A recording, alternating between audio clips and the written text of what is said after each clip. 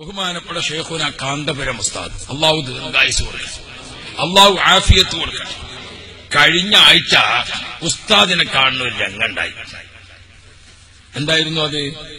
ബഹുമാനപ്പെട്ട ഉസ്താദ് നേരിട്ട് നേതൃത്വം നൽകുന്ന സ്ഥാപനങ്ങളിൽ ഒന്നാണ് ബനാത്ത് ഓർഫനേജ്, പെൺകുട്ടികൾക്കുള്ള യതീംഖാന.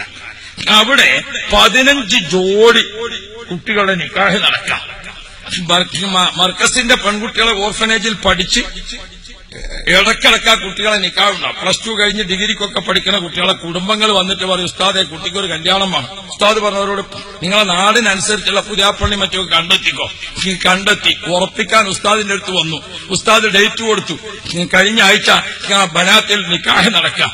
പടച്ചവനെ, ഉസ്താദ് ആ നിക്കാഹ് ഇങ്ങനെ നടത്താൻ വേണ്ടി നിൽക്കുമ്പോ 15 പുതിയാപ്പിളാരും അവരെ കുടുംബം, 15 പെൺകുട്ടികളും അവരെ കുടുംബം നിറഞ്ഞു നിൽക്കുന്നുണ്ട്. ധാരാളം ആളുകൾ, സയ്യിദ് ഇബ്രാഹിം ഖലീൽ ബുഖാരി തങ്ങളുണ്ട്, അങ്ങനെ ഒട്ടേറെ സയ്യിദന്മാരൊക്കെ ഉണ്ട്. ആളുകൾ നിറഞ്ഞു നിൽക്കുമ്പോൾ ഇങ്ങനെ നോക്കി നിൽക്കാൻ എല്ലാവരും ഉസ്താദിന്റെ വരവിന്. അപ്പോഴാണ് AP ഉസ്താദ് വരുന്നത്. അള്ളാഹു ദീർഘായുസ്സ് കൊടുക്കണം. ഉസ്താദ് വന്ന് വണ്ടി നിർത്തി. എല്ലാരും കൂടി ഉസ്താദിന്റെ അടുത്ത് എത്തി, ഉസ്താദിനെ മുത്താനും ചുംബിക്കാൻ. അപ്പൊ ഉസ്താദ് എന്താ ചെയ്യണത്? വണ്ടിയിൽ നിന്ന് ഓരോന്നും ഇങ്ങനെ എടുക്കുക. അപ്പൊ എന്താ, 30 പെട്ടിയാണ് ഉസ്താദിന്റെ അടുത്ത്. 30 പെട്ടി, 15 ചെറുത്. ആ ചെറിയ പെട്ടി സ്റ്റേജിൽ ഇങ്ങനെ തുറന്നു വെച്ചപ്പോൾ അതിൽ 2 പവന്റെ ആഭരണത്തിന്റെ ചെയിന്, 2 പവൻ. വലിയ പെട്ടി തുറന്നപ്പം അതിൽ 10 പവൻ. ഈ 15 പെൺകുട്ടികൾക്കുള്ള 10 പവൻ ആഭരണം ഉസ്താദാണ് വാങ്ങിക്കൊടുക്കുന്നത്. ആ 15 പുതിയാപ്പിളാരി യതീംകുട്ടിനെ കെട്ടാൻ തയ്യാറായപ്പോൾ അതിനുള്ള 2 പവൻ മഹർ ഉസ്താദാണ് കൊണ്ടുവന്നിരിക്കുന്നത്. 15 പവൻ ഇങ്ങനെ, 10 പവൻ ഇങ്ങനെ, ഇതിങ്ങനെ നിരത്തി വെച്ചപ്പോൾ ആളുകൾ ഇങ്ങനെ നോക്കി. സ്വർണത്തിനോ തിളക്കം, ഉസ്താദിന്റെ കവിൾത്തടത്തിനോ തിളക്കം.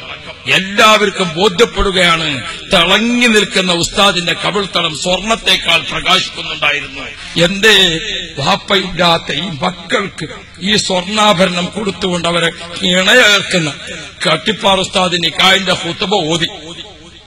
അത് കഴിഞ്ഞ് നിക്കാഹങ്ങ് തുടങ്ങി.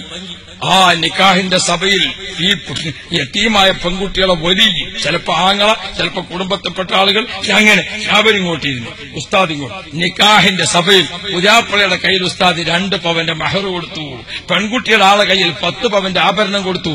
നിക്കാഹ് കഴിഞ്ഞ് ആ 2 കുടുംബവും എഴുന്നേറ്റ് ആ പെൺകുട്ടികൾ നിൽക്കുന്ന ഭാഗത്തേക്ക് പോയിട്ട് അവരെ കുടുംബത്തിലെ പെണ്ണിനെ വിളിച്ച്, അതാ അവളവർക്ക് തയ്യാറാക്കിയ റൂമിൽ ആ കുട്ടികളെ കഴുത്തിൽ പുതിയാപ്പിള 2 പവന്റെ ആഭരണം മഹർ കെട്ടിക്കൊടുക്കുന്നു. ആ പെണ്ണിന്റെ കുടുംബങ്ങൾ ആ പെൺകുട്ടിക്ക് ആഭരണം, കഴുത്ത് നിറയെ പളപളപളപള പ്രകാശിച്ചു നിൽക്കുന്ന ആഭരണം ഇങ്ങനെ 15 കുട്ടികൾക്ക് അണിയിച്ചു കഴിഞ്ഞപ്പോൾ അവിടെ നിന്നൊരു കരച്ചിലാണ്. സ്ത്രീകളെ ഭാഗത്തുനിന്നൊരു കരച്ചിലാണ്. ഏങ്ങി ഏങ്ങി കരഞ്ഞുകൊണ്ട്, അല്ലാഹുവേ AP ഉസ്താദിനെ നീ കാക്കണം അപ്പേ, ഉസ്താദിന് ദീർഘായുസ് കൊടുക്കണേ, ഉസ്താദിന് ആഫിയത്ത് കൊടുക്കണേ എന്ന് സന്തോഷത്തിന്റെ കണ്ണുനീരോടുകൂടെ ഉമ്മാമ്മമാരും ഉമ്മമാരും പെങ്ങന്മാരും പെൺകുട്ടികളും ആ കൂട്ടക്കരച്ചിന്റെ കണ്ണീരിന്റെ കൈ ഉയർത്തൽ. മക്കളെ, ഉസ്താദിന് സിറാത്ത് പാലം കടക്കാൻ അത് മതി കേട്ടോ. ഉസ്താദിന് സിറാത്ത് പാലം കടക്കാൻ അത് മതി. നമ്മളെ റോട്ടിൽ AK എന്ന് പറഞ്ഞ് തർക്കിച്ചോന് സിറാത്ത് പാലത്തിന്റെ അടുത്തോടെ നോക്കി നിൽക്കേണ്ടി വരും. ഉസ്താദ് അക്കരെ കടക്കും, AK ഉസ്താദ് അക്കരെ കടന്നു പോകും. നമ്മളെ ഈമാൻ കാക്കണം കേട്ടോ മക്കളെ, നമ്മളെ ഈമാൻ കാക്കണം. AP ഉസ്താദ് 1000 പവൻ കഴിഞ്ഞ ഈ 15 പവനോട് കൂടെ 1000 പവൻ ഉസ്താദ് ഇതുപോലെ കൊടുത്തു കഴിഞ്ഞു. ഒരു കുട്ടിക്ക് പൗപ്പത്ത് പ്രകാരം 1000 പവൻ ആഭരണം ഉസ്താദിന്റെ കൈകൊണ്ട് കൊടുത്തു കഴിഞ്ഞു.